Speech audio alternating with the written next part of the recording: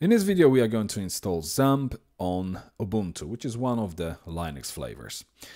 First of all, we need to download the XAMPP. So go to apachefriends.org, and on the homepage, you've got a button for XAMPP for Linux. So you can either click on this button or go to the download section, scroll down, and you can see we've got XAMPP for Linux here. You've got two different versions. First one is 5.431. At the time of this recording, that will obviously change when you're going to be watching these videos. And then we've got 5.5.15. Always choose the higher version and make sure that you choose the right one for your operating system, whether it's 32 or 64-bit version. I have already downloaded this file to my computer. So if we go to Files and obviously Downloads folder, and there it is. If I right click on it, Properties, and then we go to the Permissions tab, make sure that the Allow Executing File as Program is checked. So we've checked that checkbox, now close, and we can actually close this downloads folder. Now open the terminal.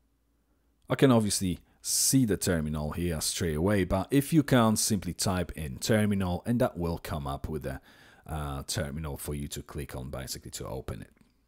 The first thing we need to do is to navigate to our downloads folder, which is where our file is. Unless you've downloaded the file to any other location, make sure that you navigate to this location.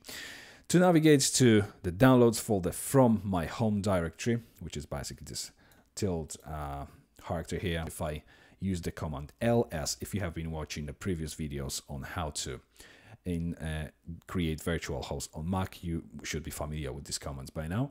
So ls, and obviously we can see desktop downloads and all of these folders which are inside of my home directory.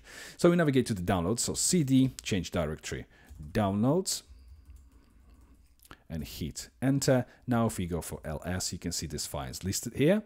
I can now select the entire name of the file, copy it, and what I'm going to do is use the sudo again, because we need to run this file, basically the installation, as administrator. Sudo, then we have // and the name of this file which we've just copied, which we want to execute basically. And if we now hit enter on our keyboard, that asks us for the password.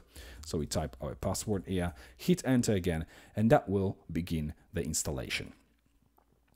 So you can see the splash screen, and then obviously next. So if we click on the next button, we make sure that all of these options here are selected, go for next, and next again, next, and that will begin the installation. So now the installation has finished. We want to launch the XAMPP, so let's leave it checked and click on finish, and this will start the XAMPP control panel.